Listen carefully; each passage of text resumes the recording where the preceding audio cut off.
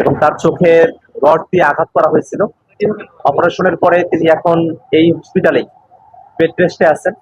তার সেই চোখটি কখনোই ভালো হবে না এবং ডাক্তার জানিয়েছেন তার ডান চোখ সেটাও আসলে আবসা আবসা তিনি দেখছেন, অর্থাৎ সেই ডান চোখও এটা ক্ষতিগ্রস্ত হতে পারে।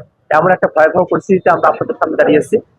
শুধুমাত্র তাই নয়, আমরা যখন এখানে সংবাদ সম্মেলন করছি তার ঘন্টাখানেক আগে সিলেটে জাতীয় নাগরিক পার্টি এনসিপির যে গাড়ি বহর ছিল সেই গাড়ি বহরের উপরে হামলা করা হয়েছে এবং সেই গাড়ি বহর নিয়ে আসলে সেই সময়টাতে জাতীয় নাগরিক পার্টি এনসিপি কোনো বক্তব্য বিবৃতি কোন ধরনের কোনো আন্দোলন সংগ্রামে যাচ্ছিল না।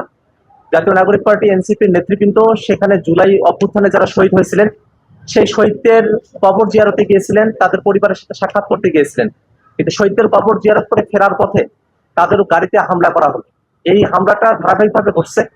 সারা বাংলাদেশে যখন আমাদের বিক্ষোভ কর্মসূচি চলছিল, সারা বাংলাদেশের প্রতিবাদ চলছিল, সেই প্রতিবাদ সমাবেশগুলোতেও কুড়িগ্রামে, দিনাজপুরে, চট্টগ্রামে বিভিন্ন জায়গায় জাতীয় নাগরিক পার্টি এনসিপির যে প্রতিবাদ কর্মসূচি সেখানেও ছাত্রদল, বিএনপি এবং যুবদলের যারা গুন্ডারা আছেন তারা সেখানে হামলা করেছেন।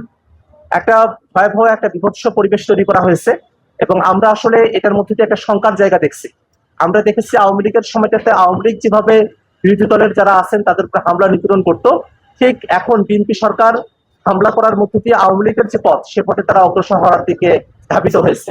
আমরা এই ঘটনার তীব্র নিন্দা জানাই এবং আমরা মনে করি যে বাংলাদেশে যদি সত্যিকার অর্থে গণতন্ত্রকে প্রস্ফুটিত করতে হয় তাহলে বিরোধী দলীয় যারা আছেন তাদের উপরে এইসব হামলা মামলা করা যাবে না। আমরা জাতীয় নাগরিক পার্টি এনসিপির পক্ষ থেকে সরকারের কাছে 3 দফা দাবি আমরা উত্থাপন করতে চাই।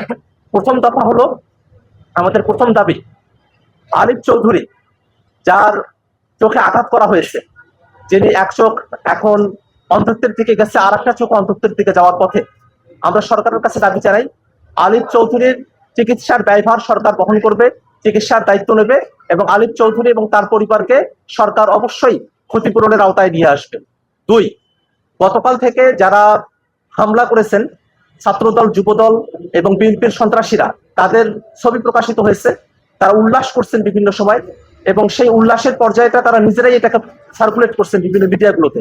তারা চিহ্নিত অপরাধী, যারা চিহ্নিত অপরাধী আছে, হামলাকারী আছে, হত্যাযজ্ঞের উদ্দেশ্যে যারা হামলা করেছিলেন তাদেরকে অবশ্যই গ্রেফতার করে বিচারের আওতায় নিয়ে আসতে হবে। 3 নম্বর দাবি হলো, সারা দেশে জাতীয় নাগরিক পার্টি এনসিপি সহ যারা গণতান্ত্রিক বিরোধী দলীয় যারা আছেন, যারা বাংলাদেশে মানুষের কথা বলছেন সে কথা বলতে দিতে হবে এবং নির্বিঘ্নভাবে জাতীয় নাগরিক পার্টি এনসিপির সাংগঠনিক যত কার্যক্রম আছে, জুলাই পদযাত্রা সহ সকল ধরনের কার্যক্রমকে গণতান্ত্রিকভাবে পরিচালিত হওয়ার এবং নিরাপত্তা নিশ্চিত করার দায়িত্ব সরকারকে বহন করতে হবে।